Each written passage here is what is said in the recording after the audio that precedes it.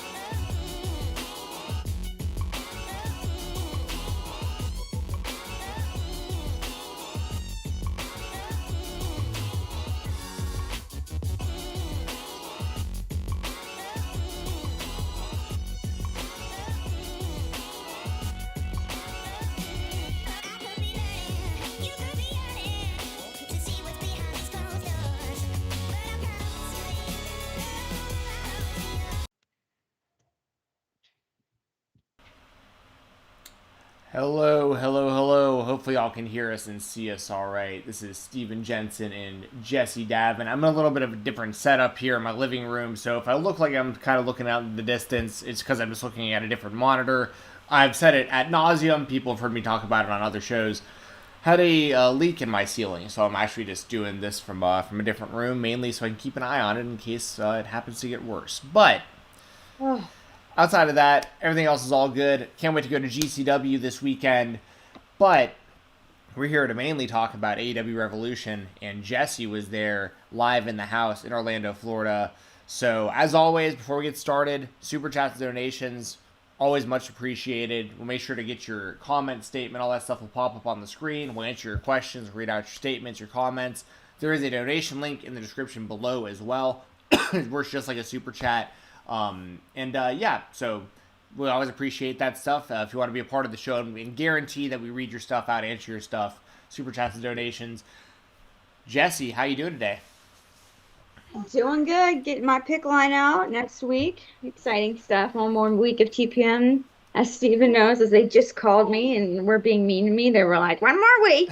Who do I have to call? The pharmacy. No, who's the nurse? Sorry. Okay. But anyways, and holy guacamole. Revolution weekend was incredible. I have so many stories, but forgive me if I'm like looking back.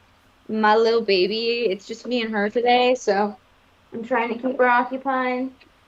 But I gotta make sure she's like not like trying to stick a fork in like an outlet or anything. For sure. Something like that. But I mean, all the outlets are covered, but you never know.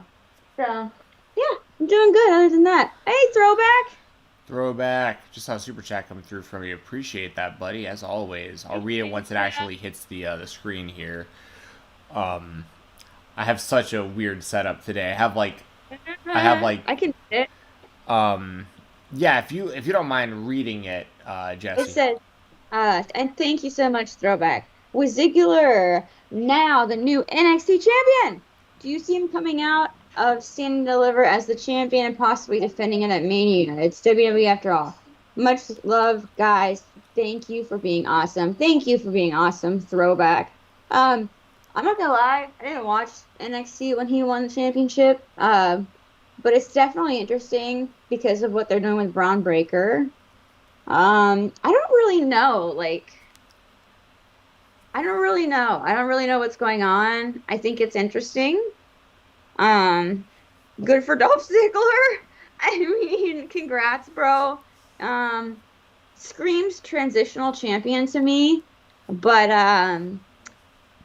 yeah, definitely interesting. But I knew Braun Breaker had to drop the belt if he was going to go to the main roster. Clearly, the So, I mean, it wasn't a surprise to me.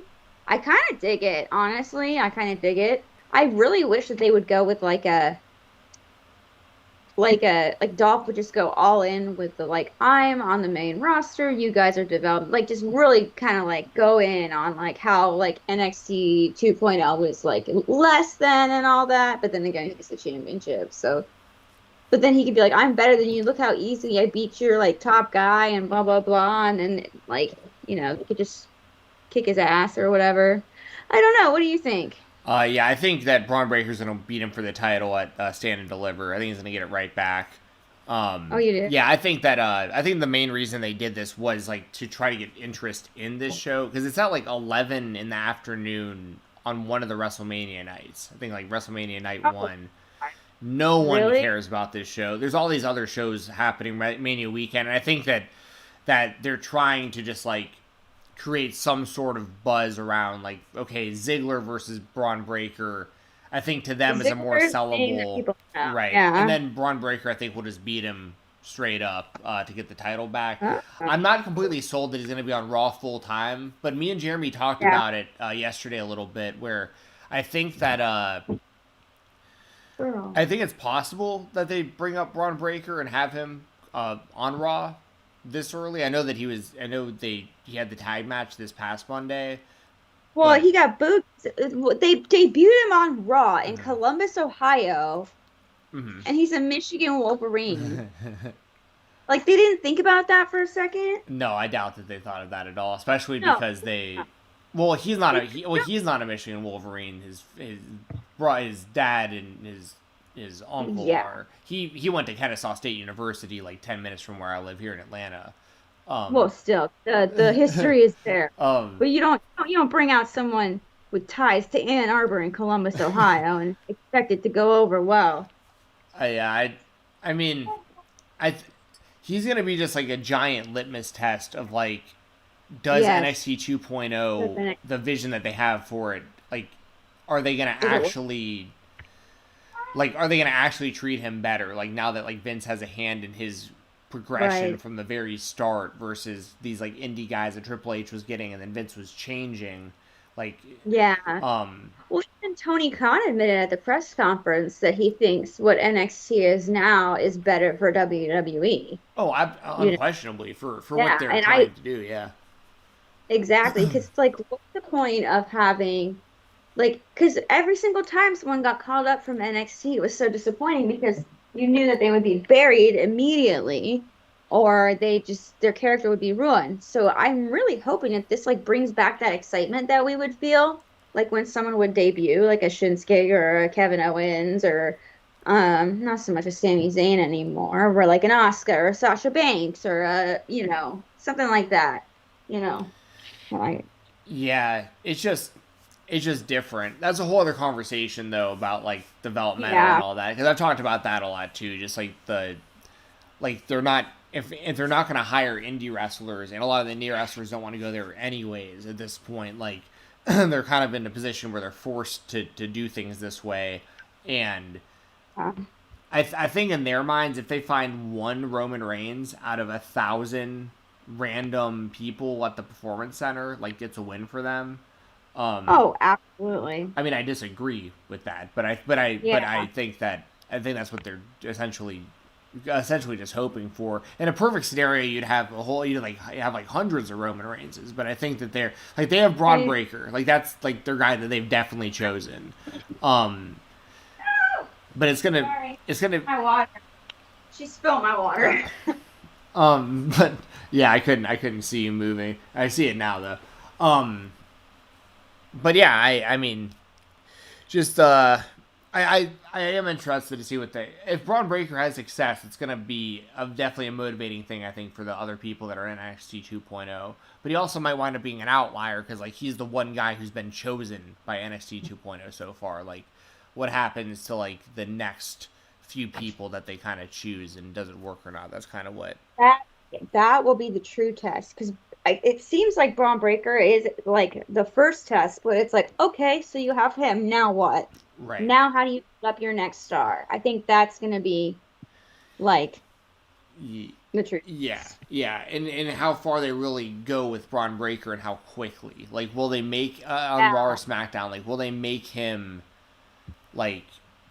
Will they really push him still? Like, will he get a continued push, or will he have to kind of redo everything on Raw? Like, go from like the ground up again, and like hope he gets over, and like they don't like sour on him too fast backstage, and like.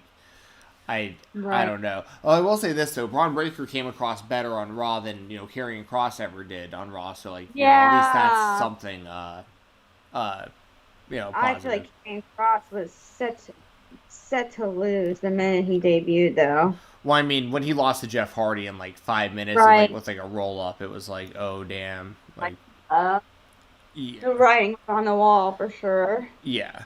Like Throwback says, Carmelo Hayes is going to be NXT champion around SummerSlam. I mean, potentially. The thing but see, here's the thing, and this is also Carmelo Hayes isn't the best example of this because he had an indie run. He was Christian Casanova. Like he was True. he didn't have like a super long indie run, but like he was a fairly well known indie guy before he got signed. And even Grayson Waller had an indie career. He wasn't as well known because he was mainly like in other countries. And he had this like I remember he was called like Matty Wahlberg or something like that. Like it was like he was like clearly no. trying to like get the rub off of kind of looking like a Wahlberg brother. But I think that those are two guys though, Grayson Waller and Carmelo Hayes, that I think that WWE, Vince McMahon in particular, is probably high on both of those guys. Right. But once again, they don't really fall into the Braun Breaker category because those guys did have indie runs. Like the Braun Breaker thing is going to be more like all these people they're recruiting from like college athletics and like the Olympics and that kind of stuff. That's interesting. Like that one wrestler guy and that woman. Yeah, Gable Steveson. Yeah.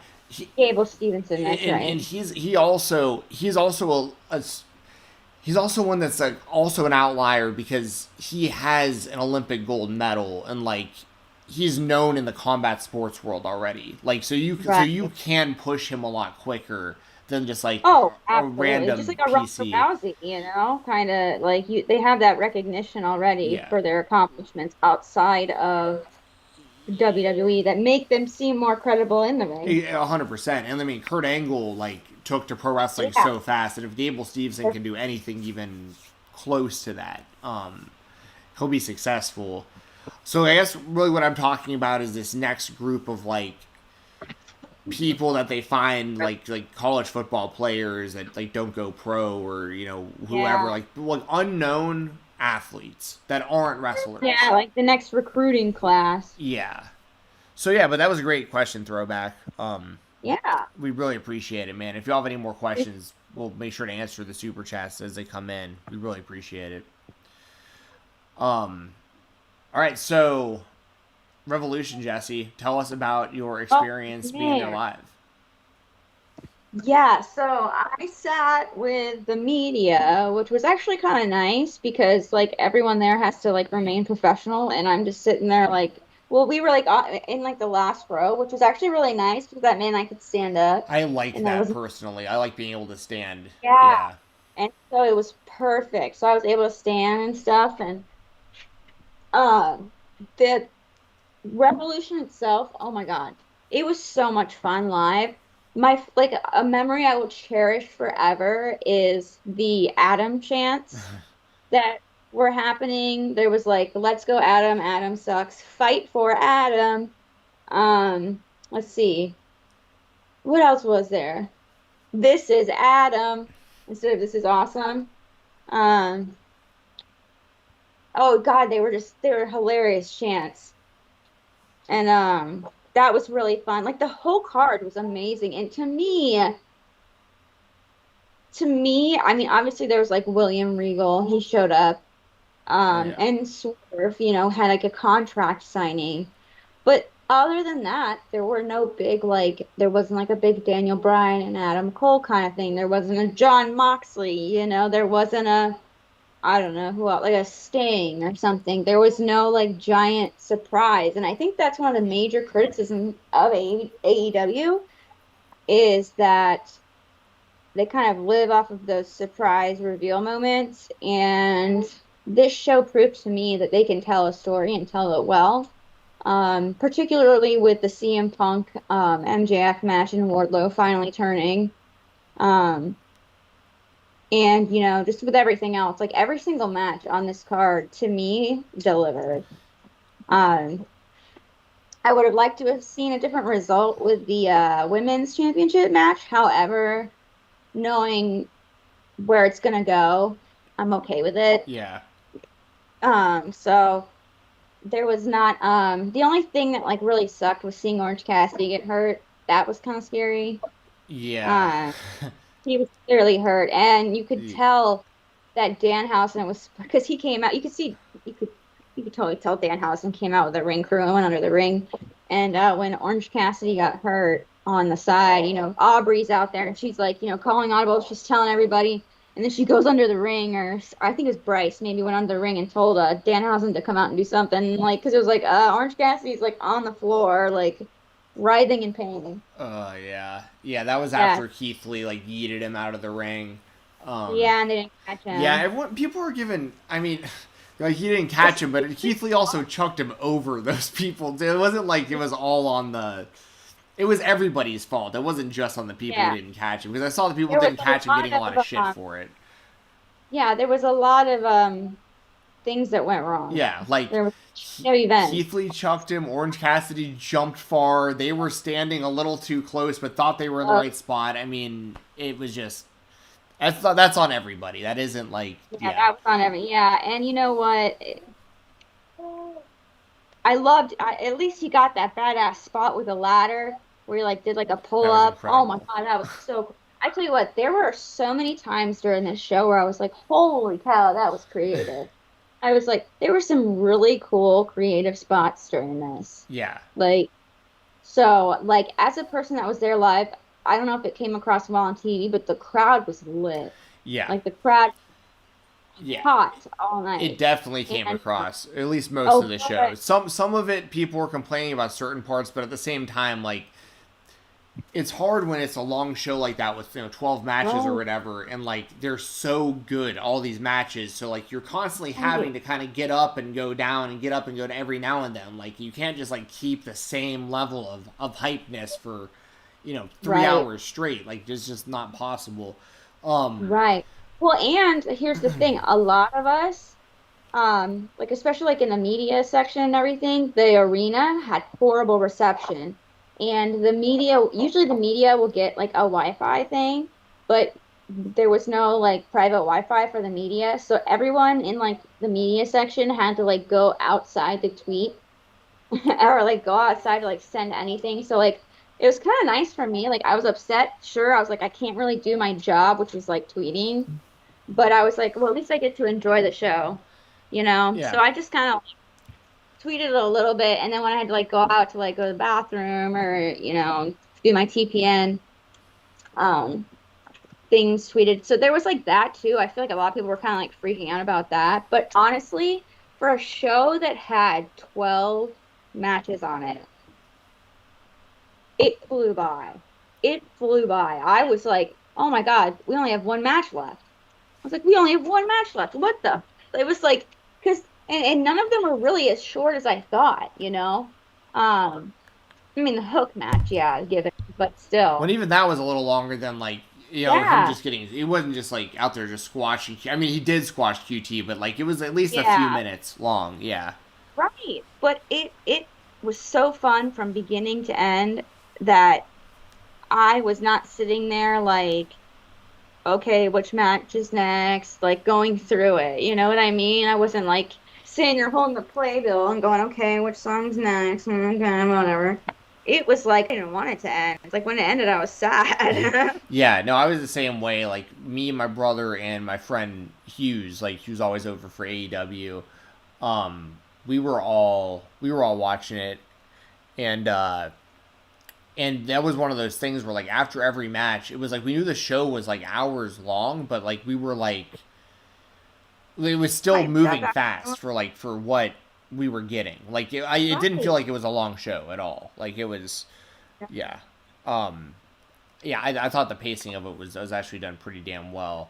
Deshaun, Deshaun was a super chat. Thank you so much, Deshaun. He also, I did not see the message you sent. I will look though. My DMs are kind of crazy right now. Yeah, So he reached out to me the other day, to make sure okay. that you knew that he appreciated giving you that, Oh, the Best yeah. Rumble, and I let him Sure. know that you just don't check your Twitter DMs often, so Yeah. which is true. No. Me and Jesse communicate exclusively through text message, like we don't even DM Yeah. on Twitter, so.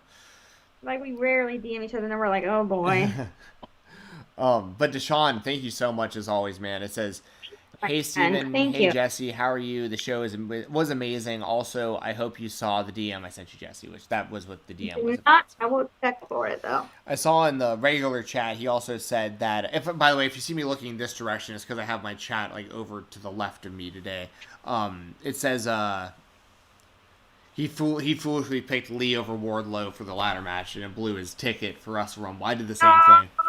Oh man, that sucks. I was foolish to take anyone other than Wardlow. I almost felt like it was too obvious, but they just like the Right. obvious just makes sense a lot of the time. And AEW just does what makes sense most of the time, and I should have just done that. Yeah, that's good advice right there. Yeah. We'll go kind of match by match through this, but we don't have to like deep dive on everything. Just a few Okay. thoughts, and we can deep dive on some of this though for sure. But Layla Hirsch and Chris Statlander in the pre-show match, I actually thought was pretty decent. Like I saw people saying they Yeah. didn't like it a lot. A lot of people were kind of like bashing it a little bit online, and I like both these women a lot. I don't think it was like the best match in the world, but I didn't dislike it either. And they went out there for like 10 minutes. I mean, so they put in a lot of work out there, a lot of hard work. Right. So Right. Well, I actually ate breakfast next to Layla nice. one morning, and she was like, "Excuse me, are you Jessica?" And I was like, "Yeah." She's like, "Man, I follow you." I was like, "She's like, how are you feeling?" Blah blah. She was really, really, really nice to me, so I was really happy for her. And I'll tell you like off cam like some stuff, but I was glad to see her win. Cool. I was glad to see her pick up that win. To me, it looks like she's really putting in a lot of effort into trying to prove herself, and I think that she's being rewarded for it. Yeah. Well, yeah, and these are two women, like, I was familiar with both of them for a little while on the indies pre-AEW, and they were two women that, like Statlander a few years ago, she was, like, really, like, especially in companies like Beyond Wrestling and stuff, she was doing Right. she was really standing out, but she was standing out fast. Like, she trained with Brian Myers, or under Brian Myers, I should say, Pat Buck, in Creative Pro, and she like rose the ranks really, really quickly. And so her getting signed with AEW, she hadn't even wrestled for like a super long amount of time, but like she was already really good. She's still learning, and so is Layla. Which is incredible, by the way. They have all women that are like so green, like Jade, we'll talk about later, that are just like learning in the ring. Like, Yeah, proof that developmental doesn't necessarily have to be something that's tucked away No. for years and years at a time, and it's more about how you're. Anyways, that's a whole other conversation. But but yeah, Layla Hurt. It's like you can do what Jade Cargill is doing and Hook is doing, and to a degree, kind of what Statlander and Hirsch are doing, because they probably would be sent to developmental before anything else if they were signed to the WWE. You can do all that. Or you can learn headlocks from Terry Taylor and learn how to set up the ring and do forward rolls for 3 years in Florida. So, but yeah, Layla Hirsch over Statlander. I thought the result made sense too, because like they'll have a rubber match, I'm sure, because now they're 1-1 against each other in AEW, and it would have been kind of a bad look for Layla to lose, in my opinion. Even though she was the heel, the story coming into this about her being like adopted and stuff, yeah. Right? That Like- was some messed up stuff. Yeah, like that I was weird for as a mother. Statlander to as a babyface, especially for Statlander to My say that. mom was adopted, and I took offense to that. Yeah, I mean, I'm very You know what I mean? no for sure. I'm very like I don't have kids like currently, and I don't know like if I will or would in the future. I don't know, but like I am super open to the idea of adopting at some point. Like I really do like. I like the idea of it for sure. So if you and I feel so. Like, right later. Well, and part of it is just feeling bad for someone to be in a position like Layla where like you are orphaned and like you're like hoping a family chooses you. I can't even imagine like going through that process with other kids around you, getting like picked by other families and stuff, and like Oh, that's God, got to I be know. so. I can't even. I just can't relate to it. I just can't. But it's one of those things where, like, as a baby face, why would Chris Statlander say that to make me feel bad for Layla? It was like so like. But you know what? You know who I was sitting next to? I was actually sitting next to AJ Awesome and his mom, and his mom's very sweet, by the way. And you know, it was interesting listening to him as like a younger viewer. I would say, you know, I think it was during this match. He was like, "Who's the bad guy and who's the good guy?" And she was like, "You know, I'm not really sure." And I was like, you know, that's one thing about AEW. They don't really need a solid like good guy and a bad guy to tell a great story, you know. For sure. And I feel like this match proved that. Yeah, they ride that line way more often than most companies when it comes to, like, Impact does it too, but like just way less people care or pay attention, unfortunately. But that's the thing. If the story makes sense and the match is good, like, I don't think people really care about baby faces and heels that much. Right. After that, speaking of, I mean, technically Hook is a heel, technically speaking, but he's beating up heels now because, like, he's getting such a massive babyface reaction. Or at the very least, Hook is a babyface in a heel stable, however you want to look at it. Right. But, you know, Hook pretty much squashes QT Marshall, but they go 5 minutes, and this, I think, was really more so just to kind of show the crowd that Hook can go out there for more than just a couple minutes at a time. But at the end of the day, it was a showcase for Hook, is exactly what it should have been, you know? Exactly what it should have been. Yeah. And, QT's perfect for this kind of stuff, by the way. Like, Miz, kind of, you know? Miz. Yeah. Like that guy that's he's like respected, not quite a jobber, could legitimately be up there, but he makes other people look really good. Yeah, kind of. I understand what you're trying to say with that. I know. I like that comparison a lot for Miz. Well, the big difference is, like, the Miz has been, you know, the WWE champion multiple times and, like, has had a lot of success in wrestling over the span of, like, you know, the last couple of decades. QT has basically been an indie guy who's a trainer now, but QT is very underrated in the ring, in my opinion. Like, he's very, like, there's a reason why the people that he's training are being so successful. Like, he knows what he's doing in the ring. So what the heck talking about? Yeah. So, but yeah, there's not a whole lot more we can say other than, you know, Hook was Hook, like, ultra over live, like. Oh, hell yeah. Yeah. So it came across on TV. Yeah. After that, we had the House of Black, Malachi Black, Brody King, and Buddy Matthews over Penta, Pac, and Eric Redbeard. Alex Abrahantes, I love that guy, but, like, he looks goofy in that like, the Ghost, Ghost, the heavy metal band Ghost. Yeah, he looked like Wolfpack Sting face paint. It was. Yeah. Well, I didn't see the clothes. Oh yeah, he had like the red face paint with, like, the black around his eyes, all kind of like Darth Maul, I guess, would be another kind of example. Oh no, I didn't see that. But he just looks goofy. And here's the thing, like I said, I like Alex. I think he's a great speaker. Like, he's great for the group. And he's a really good guy. I see him often in Ethan Page's YouTube vlogs when they're, like, out action figure hunting. Alex is he just seems like the nicest guy in the world. So, like, I'm not sitting here bashing the guy. I just think he looks goofy and, like, this weird, like you said, like, ghost kind of thing. Right, exactly. That's all I think of when I see him. But I think of him as a ghost. But what I will say is this match ruled. Like, oh my god, this match was so good. Yeah, this is, like, a perfect example of. What? I was gonna say, this is just a perfect example of, like, if, like, this is why you have a match like this on the pre-show, is because, like, you might have had people on the fence about buying this pay-per-view. You nudge a lot of people into buying this if you get this kind of match for free, and you're like, wait a second, that was on pay-per-view. Oh, that's right, it wasn't. No, yeah, that one wasn't even on pay-per-view. So, like, so I bet you a lot of people saw that and they were like, man, I've heard AEW was cool, but, like, if they have a show full of matches like this on pay-per-view, like, I gotta get the pay-per-view. And yeah. So how did you like this match? 'Cause I thought it was awesome. I love this match, and let me tell you something. At FanFest, which was Saturday, um, obviously they still had the ring set up because they filmed Rampage tonight. Dark. I don't think they did a Dark Elevation, did they? They might have, and Rampage, and then obviously Saturday, and then Sunday was the pay-per-view. So they just kept the ring there. They did like a panel, and they did a panel with Malachi Black, Buddy Matthews, and Brody King. And can I just tell you that Malachi Black deserves a microphone at all times because the way that he was answering questions, he was like preaching. It was like, I can't even explain it. Like, he is like a master with words.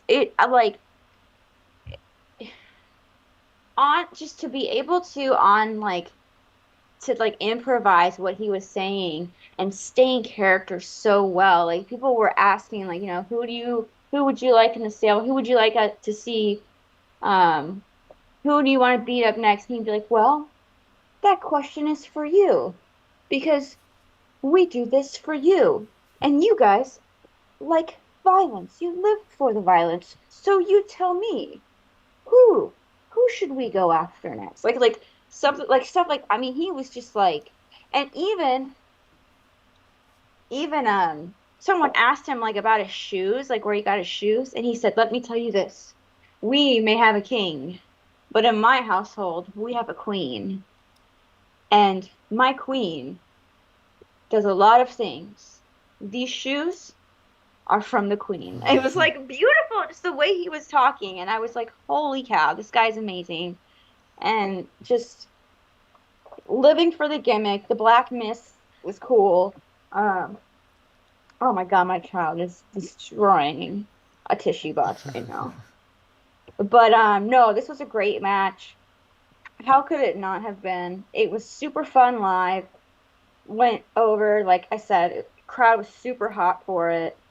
I mean, can't go wrong. Yeah. Just super awesome. Yeah, and I think that if Redbeard is going to stay in AEW, I think he'll join the House of Black eventually. I think so too. They teased a match between him and Brody King, which I think should definitely happen. Which is wild because, not only Brody. Yeah, not only are the two big like tattooed dudes that like look like aesthetically like they would want to fight each other. Like, yeah, Brody King, like Cody he said it in that promo he cut before he left AEW, but like if you're gonna call yourself Brody in AEW, like you got some balls. And like there's no better person than Brody King to be up against Redbeard. I just think it just makes a lot of sense for a lot of reasons. So it does. I think it does too. And if he does stay in the company, which, like I said, I'm not sure. I don't know what's going on with that. Because I know the thing at the tribute was like a one-off. Savannah, hey. Okay, just want to make sure she wasn't eating tissue. Where? But yeah, they planted some seeds definitely. I can't wait to see them grow. So. This is exciting. And then the pay-per-view itself actually starts. They kick it off with Eddie Kingston versus Chris Jericho. Dude, I was like, are you freaking kidding me? Yeah, Kingston gets the win, the big W. This was one of my favorite matches on. There was a lot of matches you can pick out as like your favorite match on the show. This is definitely in my top 3, maybe my top 2 on the night, like on a stack show. So, yeah, I was thrilled with this. I talked about this a bit on Live Rounds with Doug on Tuesday, but they with Doug and Josh, we were talking about how this was reminiscent of like an All Japan match in the 90s or something. Like, this was just awesome. Yeah, how the crowd was like super, super into it. Oh, man, was the crowd into it. And I mean, those slaps were loud as fuck. Oh my! And when Eddie Kingston like took off the top of his thing and like, it was awesome, and you could tell the crowd was like emotionally invested in it because how can you not be with the promo that Eddie Kingston cut and the one that Chris Jericho cut? How can you not be? Like, I'm sorry you can't have my phone.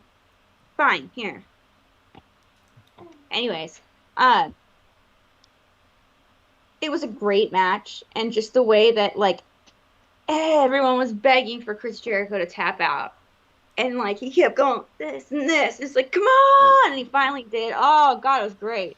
It was great, and you could see just like the pure elation on Eddie Kingston's face. Like, and I think that was something that I think was actually presented a lot better on camera because I did kind of see some pictures of it.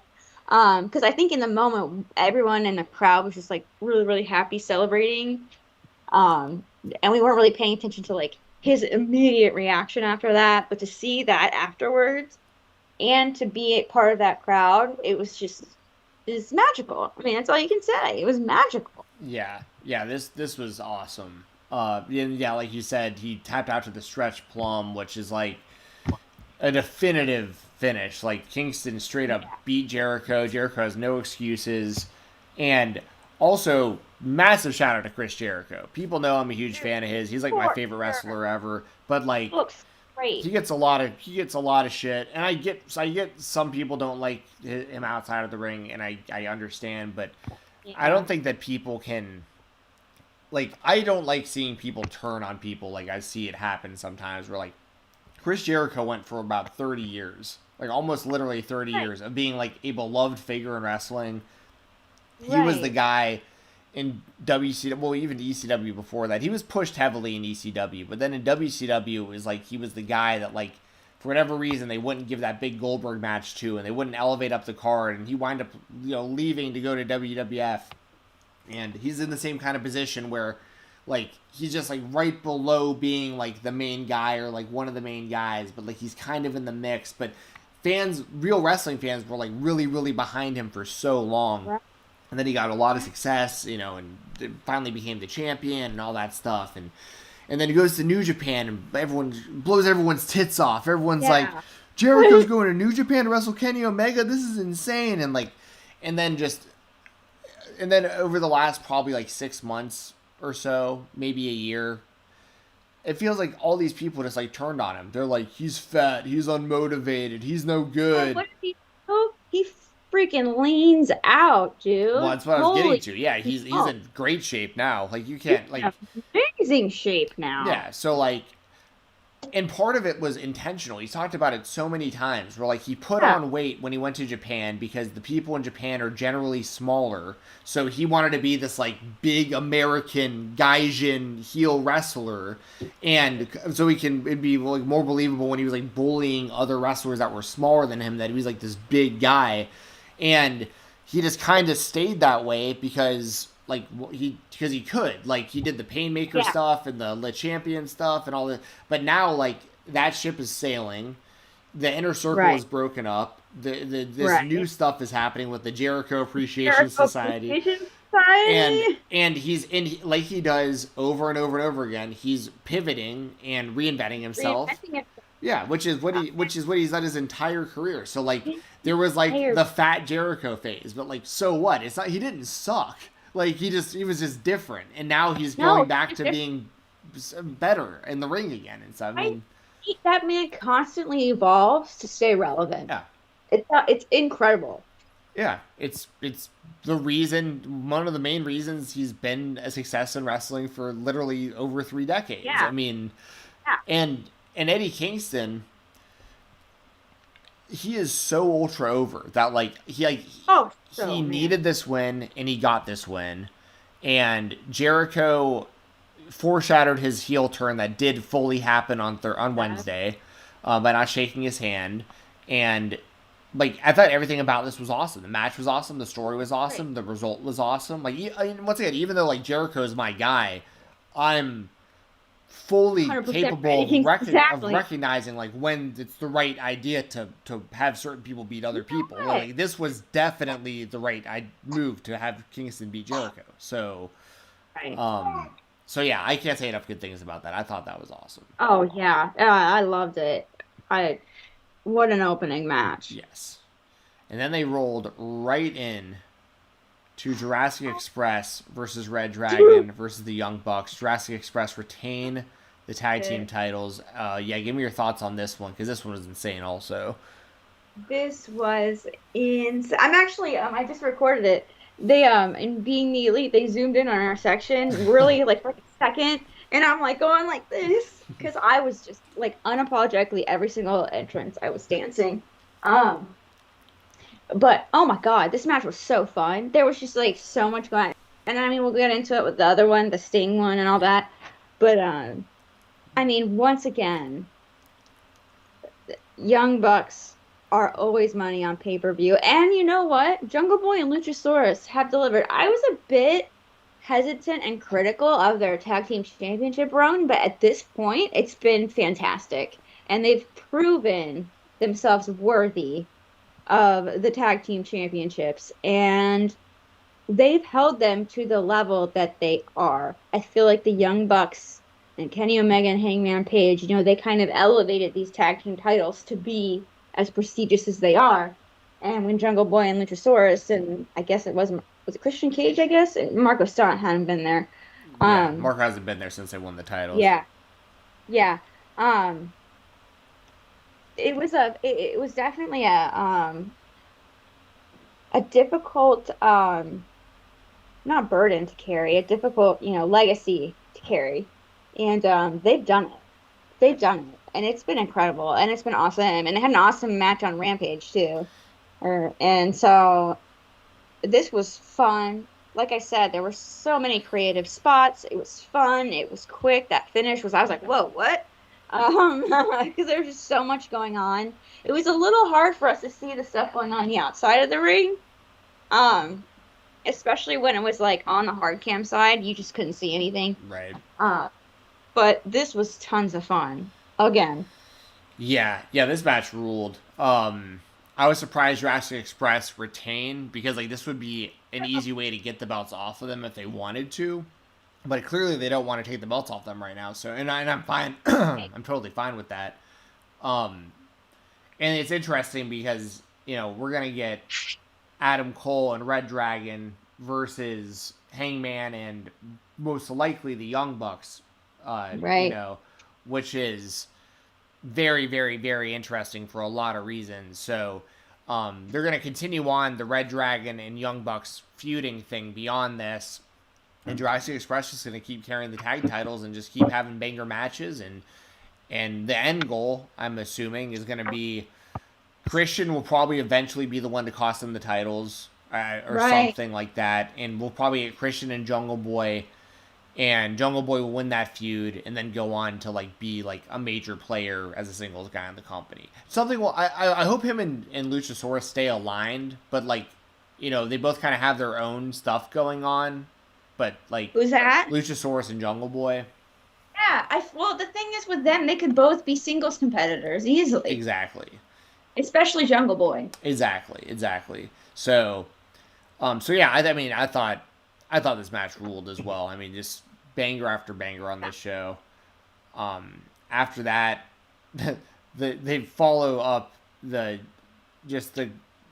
basically they do the All Japan match with Jericho and Kingston. They follow it up with just an insane PWG style triple threat tag team match, and then they go right into a ladder match where where Wardlow defeats Christian Cage, Keith Lee, Powerhouse Hobbs, Orange Cassidy, and Ricky Starks. Right.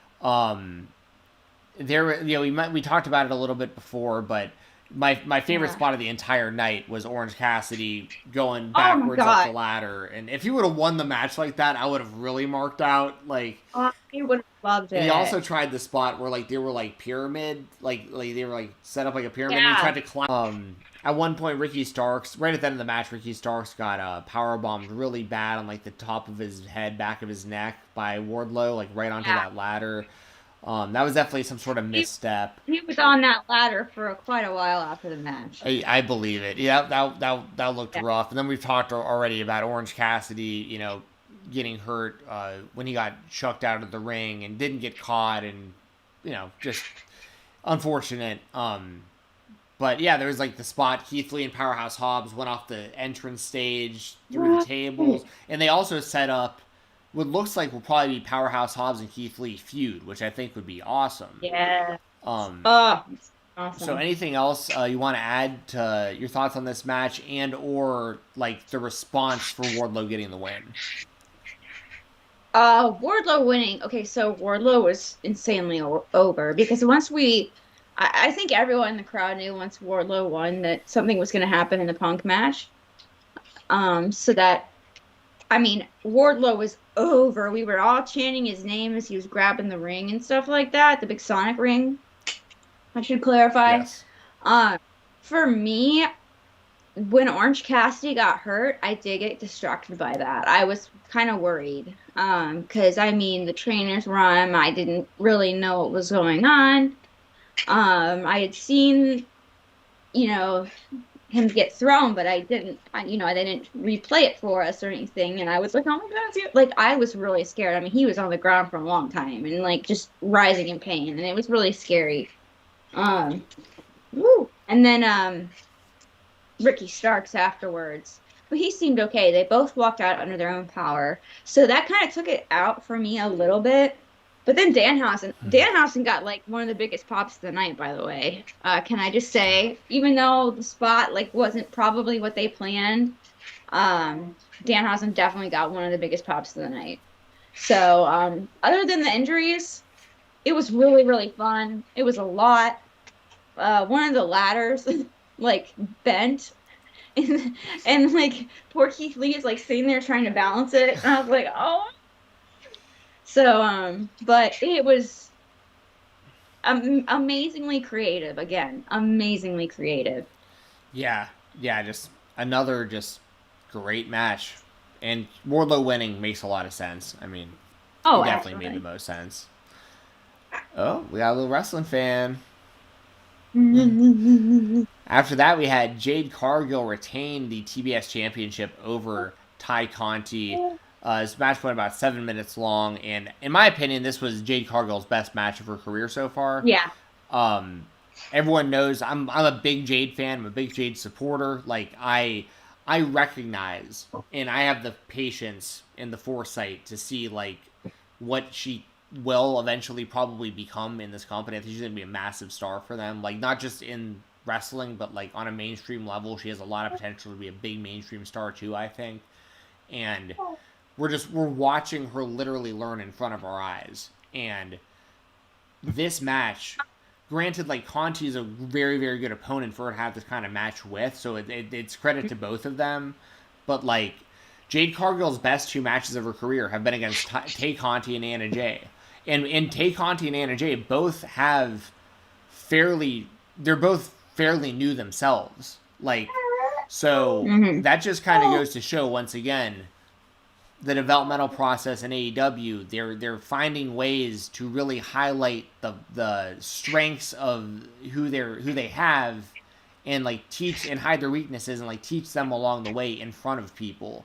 And I like I said, I thought this was Jade's best match, and I really enjoyed it. Of the three women's matches on the show, this was the shortest one, but honestly, this was my favorite women's match on the show. Like, I thought it was really well done, and I thought that Jade winning made sense. Like, I thought just like all the way around, it was just really, really well done by both of them. How did you feel about it? I felt the same way. Jade Cargill is just a star. I totally missed the kiss at the beginning. I didn't bring that up either, but yeah, a lot of people, my brother really marked out for that. Like, and even my husband didn't notice it. He goes, "Did you see the kiss?" And I was like, "What?" I was like, "No." And then he showed me, and I was like, "Oh." So I guess we just thought they locked up or something. No, I didn't know they locked lips. I thought they locked up. But yeah, no. Something interesting that I saw during Fan Fest was her meet and greet was at the top of the ramp by the two tunnels. That's where her meet and greet was. And as there was something going on in the ring, you know, the people were doing their meet and greets with her. And one thing I noticed was the amount of young girls that were there. There were a lot of little girls who clearly looked up to Jade Cargill of all backgrounds. And I thought that was like really, really interesting because I hadn't seen that, particularly with anybody else except for Jade. So I feel like I feel like that's something like they have something with Jade. They really have something with her. She just I mean her look and her presence and her daughter. Oh my God, her daughter was there. Did they show I that? think they did. They have showed her daughter a few times on screen. Yes. She was on her dad's shoulders for a little bit during the match. Oh, it's so cute. Oh my gosh, it was so adorable. And this was like I think you said it. I think this was like her best match by far. I just Well, that woman is just yeah, she's a star. She's you, straight up a can you star. imagine what she's gonna be like in like a year I know, or 2 exactly. years? Exactly. It's like MJF, MJF is so young and has so much potential too, and it's just like their ceiling is like limitless, you Yeah, know? I'd probably make the comparison more like Hook. Her and Hook are kind of in the same spot. Like they're like brand new, but both like very over. Like Yeah. like their overness doesn't match their skill just yet. Well, Hook potentially, which is we see just like small glimpses of what he can do. Yes, Jade is like Jade clearly like learning week by clearly week, learned. like which I'm not. Which once again I think is a really cool thing to see because she's being so successful. And one thing that I think this was really the biggest compliment I can give for these women for this match is that on a show that was this ultra stacked with Right. so many great matches, the fact that fans aren't going after Jade and Conti for having like a bad match shows how good this was.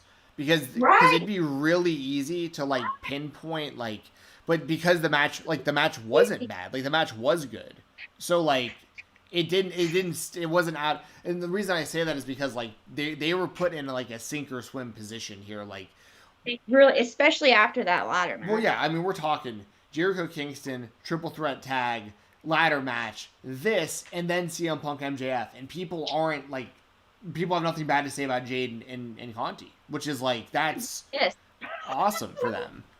because they kissed. Yeah, they kiss, which is, but I mean, I just, I shut everyone up. that's a big, because if anything on this show on paper would have stuck out as like, this might not do well on a card like this, it would have Right. been this strictly because of the inexperience. And Right. I think they completely pulled it off. So good on both of them. I'm a big fan of and then they're also, they just set up a feud on Wednesday, Conti versus Paige Van Zandt, who just signed. Yes. So, good stuff. Speaking of good stuff, CM Punk defeats MJF in a dog collar match. I loved it. I loved it. This match and this entire feud, and once again, like I was around, like to see, like I got all these references, like the CM Punk AFI music and the fight shorts and the 3X's and like everything he was doing. I was like, oh my God, this is like I even tweeted when it happened. CM Punk is finally back. Like this is like. Oh, you did. Like, See, I saw. Didn't see well, it. no, I mean I didn't expect you to see it. We were there at the show, like yeah, but like this to me, like his whole run in AEW, I think has been fantastic. But like It's been his swan song. yeah, right, but this was like for anyone like me that like got jaded or upset or whatever about like CM Punk leaving pro wrestling and then like his just terrible UFC run and like the comic books and the movies and all this, like it just felt like he wanted nothing to do with wrestling for so long, and he was just doing anything he could to like kind of stay out there but not be involved in wrestling. And I respect. And it turned out he was mad. He wasn't mad at pro wrestling. He was mad at WWE. Not one specific company, right? But and that's the thing is like it can't be understated how bad that UFC run was. It can't be. Ugh. But that I'm able to separate that guy from who I saw on Sunday. Because like who I saw on Sunday was like, this is the guy who loves pro wrestling. Like this is the guy that I was a fan of before he got signed to the WWE. Like I was on the internet with all these other internet nerds like me, just CM Punk and Bryan Danielson and Paul London and Brian Kendrick and blah blah blah, and all these guys that we were like these big fans of back in like the really early 2000s. That, you know, in CM Punk, so it's like to see that guy and like to hear that music. There was no Titantron video; it was just a black screen, and he just walked out, and the crowd just goes CM Punk, CM Punk, and I was like, I couldn't believe what I was. I've rewatched that entrance like 10 times. Yeah, and. Well, oh, sorry. The hilarious thing was this cracked my husband up. My husband like lost his shit for a good 5 minutes when MJF came out to Cult of Personality. Oh yeah. Because I was like rocking out, and of course he loves to see me like get mad, and so he thought that was so funny. That is. That got big reaction from the crowd. Yeah. And then obviously with the AFI theme, and in the ring, geez. In the arena, everyone got it. Everyone, and even if you like didn't know like what the song was, or like you know, like for instance, AJ Awesome was sitting next to me, or he was like an actual child. He was like, he's like a kid, right. And he was like clearly not alive. I don't think exactly. Sure. And he was like, I don't know what this is, but this is a really big deal. And it's like, because everyone in the crowd like knew, and if you didn't know, then you knew. And he eventually asked me, and I was like, yeah, that was his old theme when he was in ROH. And you know, he never got to. And JJ Williams, who's a fantastic photographer, by the way, after the show was like, you know, he never got to use that theme on the big stage, and he finally got to. I have got to go change her diaper because she went poopy. Go for it. I'll be right back. So I'm going to talk to the chat, and while I'm doing, can you still hear me while you're out there? Or? I can still hear you. Okay. But yeah, this was. I've said it a lot in the last week or so, but this is just top tier professional wrestling. Like, I understand that there's some people who don't like blood and whatnot. Like, I get little aspects, but like, I honestly feel like if you didn't like this feud, then pro wrestling probably just isn't for you. Or you're really, really, really way more into what the WWE considers to be like a pro wrestling product. Like that's really all I can. I can't imagine a professional wrestling fan not liking this. Yeah. Right? And even if you didn't get the entrance as it was happening, like Jessi was just saying about AJ, like, you should be able to at least recognize, like, oh, this is a big deal. Like, something's happening. Like, there's got to be a reason he's using different music. There's got to be a reason he's dressed different and he's acting different. And it's like... Well, didn't Excalibur, like, say it right away? Yeah, he did. Yeah, for sure. But people still just... It's just not enough for people for whatever reason. And here's the thing. It's an Easter egg for those of us that were around. Like, it's rewarding the long-term viewer. Like... He said it was his love letter to professional wrestling fan. Yeah, which was like exactly how I felt about it. So like I thought it was, seeing all the only stuff. I mean, I shouldn't say the only, but it was interesting seeing the chatter online, because it was like there were people that were mad that they didn't understand it. They were mad that certain people didn't understand it. They were mad that, you know, this and that, and it's like people are getting mad about all this different stuff, and it's like. Some people kind of got caught with their pants down. Like, there were some people that, like, literally run giant pro wrestling websites that didn't get it. I don't have a problem with that, to be honest. Like, I don't think that everybody needs to know everything about pro wrestling to be involved in pro wrestling, media or whatever. But, like, it does question certain credibility when it comes to certain topics, potentially. Like, if that same person I hear being really critical about like some specific thing about like Samoa Joe's Ring of Honor title run or something, I'm going to know he probably didn't actually watch it as it was happening, because he didn't know CM Punk's theme song. You know, like, so that's that in that way, that's the only way it would ever have any merit, or like why it would matter at all. Right. But even then, that doesn't really matter. It's just kind of my perception of stuff. So it doesn't, but. Right. And. Yeah. It's so easy. Even if you are like a journalist, you hear this theme, you hear how big of a deal it is, go research it. Exactly. It's the same thing when like Nick Gage debuted in AEW. Right. People are like, who is this guy? I don't understand this. I don't get who this guy is. But like a lot of us do. Like, Yeah. you know? And I think part of it too was that it was CM Punk in particular. Because I think Right. so many people associate their fandom with being a CM Punk fan. Like they're I don't want to say newer to wrestling, but like I consider newer to wrestling being some like if you got into wrestling around the time that CM Punk got popular in the WWE, that's still a new wrestling fan to me. But that's just in my grand scope of being a fan for 30 years because I'm thinking But yeah, exactly. But that doesn't mean you're any less than someone. it doesn't mean you you're any know? less than someone. But what it was interesting is I think there's a lot of people that are like big time fans from that era that are like really attached to like CM Punk's return and like being this big Punk fan, and a lot of them might be straight edge and like they really. So when they didn't get this reference, they were like, "Wait, I thought it was a big like this makes me mad because like I thought I knew everything about CM Punk and I don't." Question there. It made them question their own level of fandom. And at the end of the day, Right. most wrestling fans think that they know more about wrestling than every other wrestling fan because it's such a subjective form of entertainment that like your favorite wrestler should be the one getting the titles and you should have this person teaming with this person. Everyone has their own ideas about what they like in wrestling and they feel like they can actually change the outcome of what you see on the screen because certain bookers for companies will actually pay attention to the internet fans and like they might actually change course or push certain people because of the fan response and they feel very involved and attached. So when they don't know something, it makes them question themselves as like how big of a fan am I?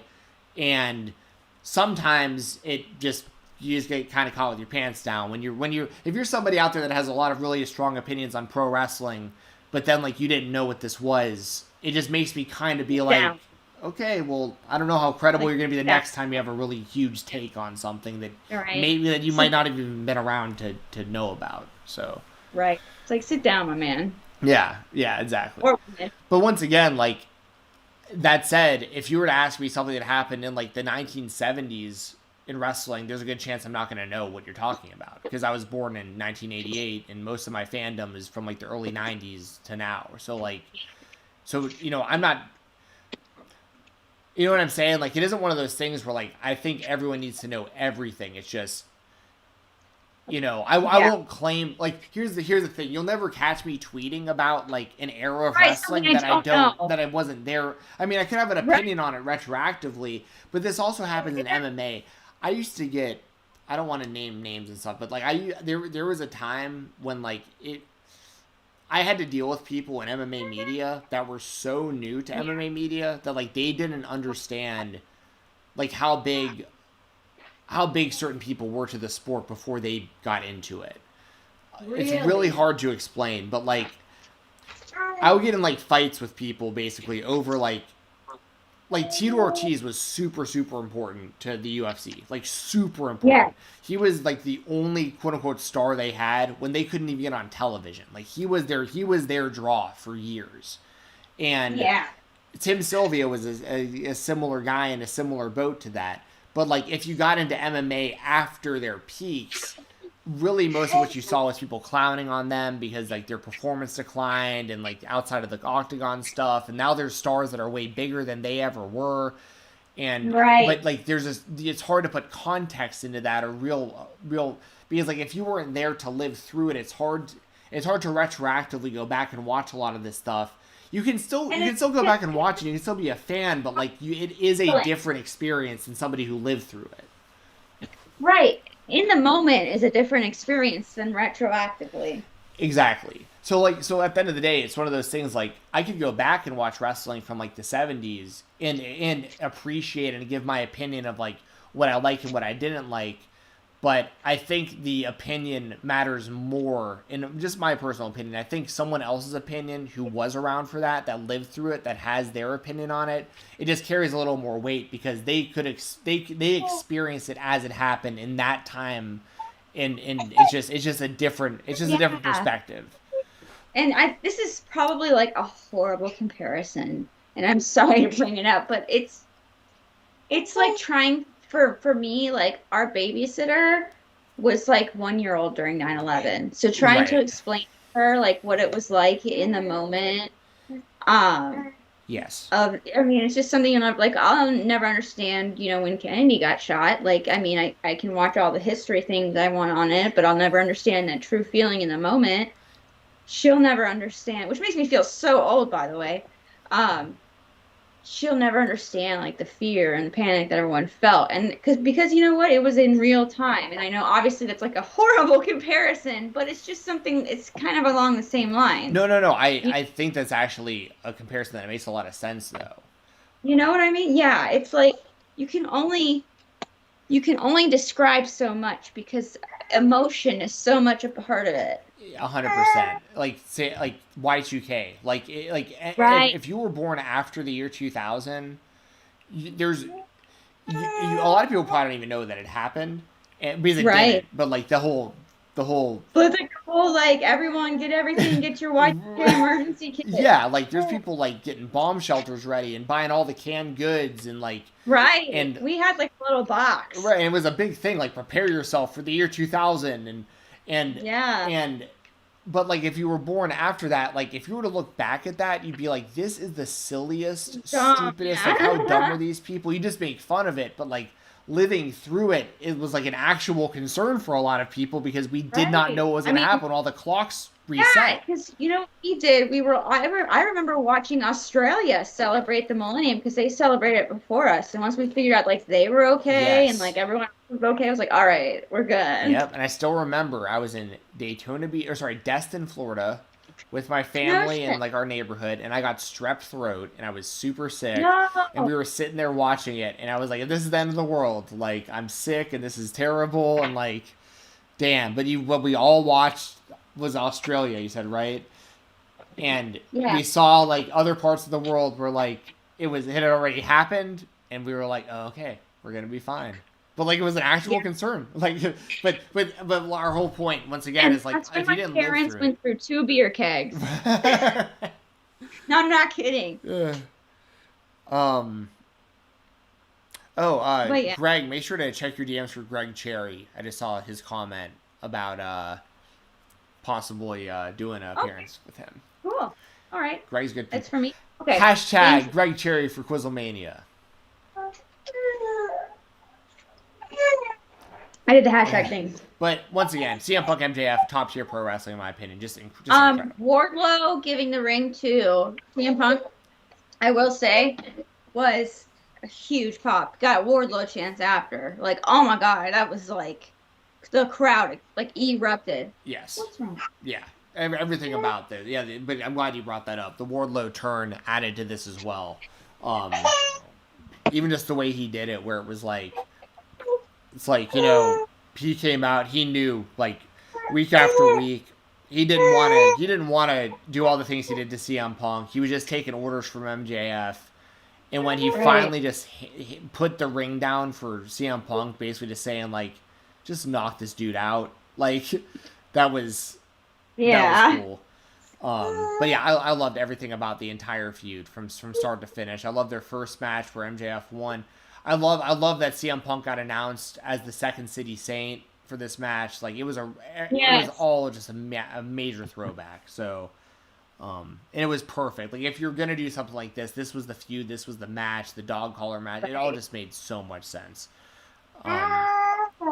After that, we had Dr. Britt Baker, DMD, defeating Thunder Rosa to retain the AEW Women's World Championship. This was definitely the most divisive finish, I think, on the whole show, because most fans wanted Thunder Rosa to win. But as you said at the top of the show, we're getting it next week in her hometown in a steel cage, and like this was more set up that match. This match, like with all the interference and the story leading up to it and everything. So the steel cage stipulation makes all the sense in the world to keep Rebel and Hater out of there.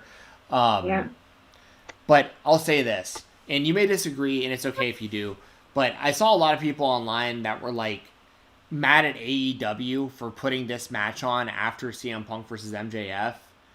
But my thing is like, this is AEW. You got to be able to go. These women can go. We saw their lights out match was incredible, but we knew this wasn't going to be how highly they think of these women. right. No, I agree. I totally agree. But I think fans are actually upset with the result, and not them.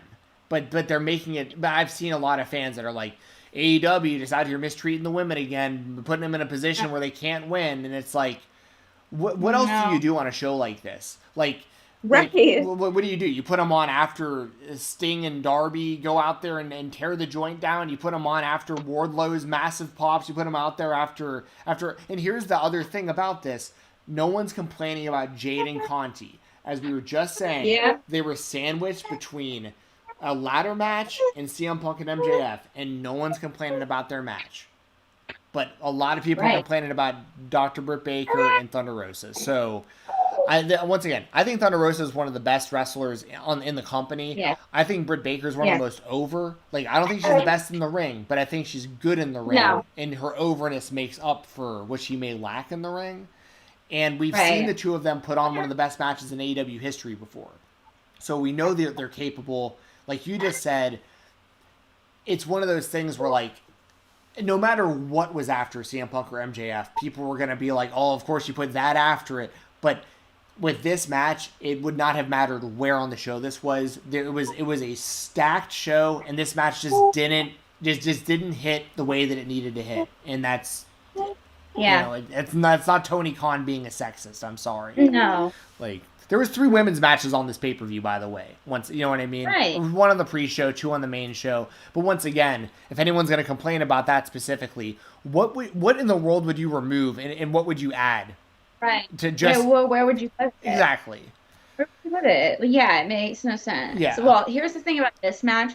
I saw the beginning, and then I had to go start my TPN, and I missed the finish. Well, so it was basically just interference from Hater and Rebel and Britt Baker. Okay, that makes sense. That makes sense, and that's why it set up the cage match. What I saw, I liked. Cause I'm sorry. No, you're good. I thought she was laughing a second ago. She was. I don't know what's going on. What's wrong? Are you thirsty? I don't know. She just completely destroys her. If you need to take care of her, I can run through some more of this stuff. Well, I was just gonna say, hey, you don't let me talk to me. What do you want? What do you want? Point. This is what she does. Yeah, she's pointing.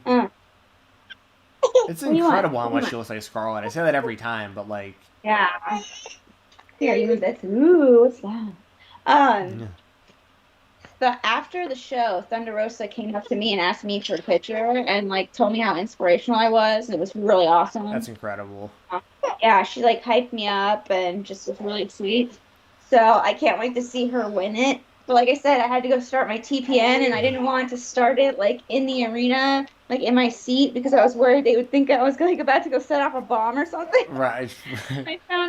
I found a lovely police officer. His name was Paul. Shout out to Paul. And he sat there and guarded me while everyone was getting their liquor because I had to do it right by the liquor stand. So, Nice. Shout out to Paul. But yeah, and then I finally made it back to pop my pussy to Bryan Danielson's theme. It was great. Yes. So yeah, like we both said with Britt and Thunder Rosa, unfortunately, this is honestly one of those things.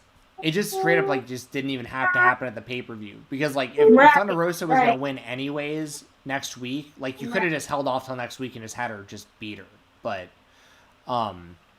so I get the fans being upset with the finish. I agree, but I just don't like the stuff that I saw about people saying Tony Khan was being sexist about the placement of this match. I just don't think that that's fair. Says who? There were people we both know that were saying some of that stuff. I'm not going to throw anyone under the bus. I think I know you're talking about. It's people that I like, by the way, but I just don't think that that's accurate when it comes to this. Tony Khan's so sexist that he's like main eventing women like way more often than like anywhere else. I mean, like Right. Anyways, John Moxley and Bryan Danielson. Fucking rule. Fucking rule. Absolutely Fucking rule. And then fucking who shows up? Yeah. Oh my god. That might have got the biggest pop of the entire night. Oh my god, that was actually, I don't think it was. I think Dan, I mean, it was a huge pop, but I think Danhausen had a huge pop, and then Wardlow turning on MJF got a huge pop too. I think all three of them. But I think that was like I mean, I don't know. Maybe it was because I was cheering and screaming and jumping up and down, and like I said, and everyone got offended and grossed out. I had to go change empty my ostomy bag for that because I was jumping up and down and like went, and so I was like, okay, gotta go. But it was awesome, and just like, and you know what? It didn't even need that. It didn't even need his William. Honey, please. It didn't even need like William Regal. It just made it better. Yeah, it enhanced it. Like the match itself ruled. I saw Brian Alvarez gave it like 1,000,000 stars as he was watching it. I thought that was hilarious. Because this is just so up like my alley, and like someone like him, like just this whole story was so cool. Like I initially just thought it was just gonna be Danielson and Moxley just having a match with one another, and maybe Danielson would go off to create his own group. I'm gonna have to go, Steven. That's okay. I'll I think as long as I hit the stop streaming on my end, it will go. Will it go off, or do I have to hit your? Just text me. Okay, I can also log into yours if I need to. Okay, I'm just gonna like mute myself. I'm sorry. It's She's okay. just in a mood. It's today. it's no problem. It's no problem. Okay.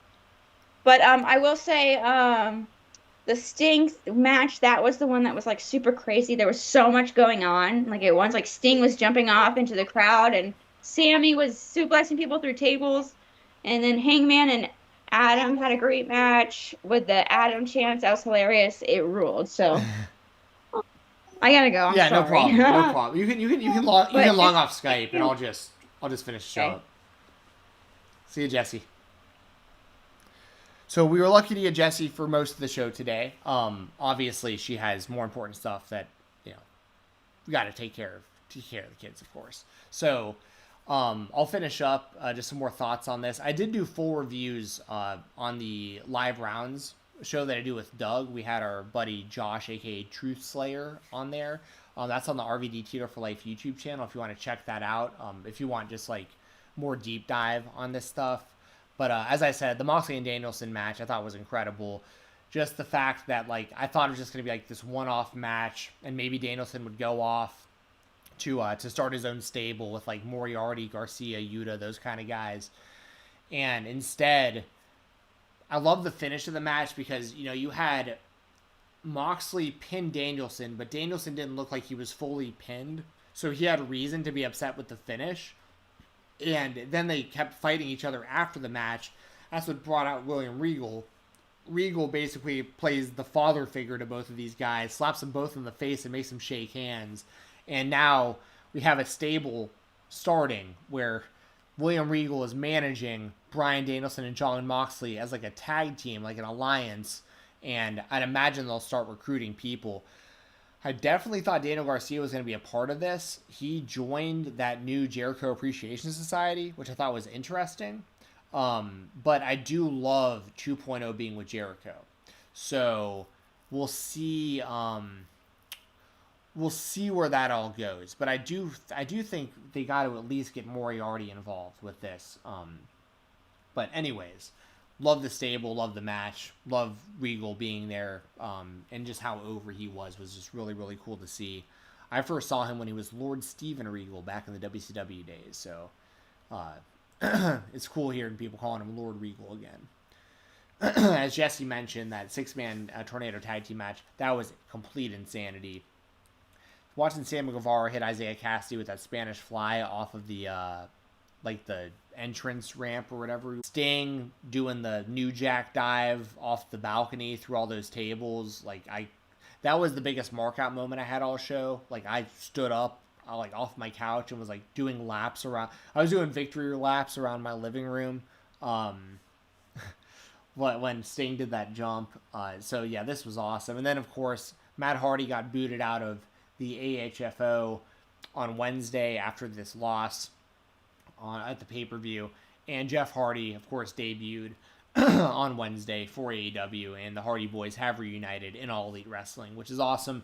And on top of that, for anyone who might not know, AEW just recently extended Matt Hardy so that his contract lines up exactly with the time of Jeff Hardy's. So, hypothetically speaking, unless something happens, like, between now and then, Matt Hardy and Jeff Hardy, like, their contracts line up, which is just a really, really cool thing, in my opinion, that AEW did for them. So, that way, if they both want to leave at the same time, they can both leave at the same time. If they both want to stay for longer, they can make that decision at the same time. So, I think that's really good on AEW for doing that. I'm really running out of voice today, guys, but luckily the timing's kind of working out. If you all have any last minute super chats, feel free to send them in. Me and Jessi will, of course, always make sure to split those. Even if she's not here, we'll make sure that she gets her half. So you can still send the donation link is in the description below. The super chats you can do right through YouTube. And I also have a tip jar on Twitter. So you can always send through that and just attach a question to the tip. And I'll always make sure that we read it right here on the show. And if it's in between shows, we will get to it on the next show. So that's a way if you want any last minute questions answered, or you want any statements or comments read out before we go off the air here today. Hangman Page and Adam Cole, I thought was a fantastic match. On a show full of just fantastic matches and fantastic stories, Hangman Page getting the W, I thought made the most sense.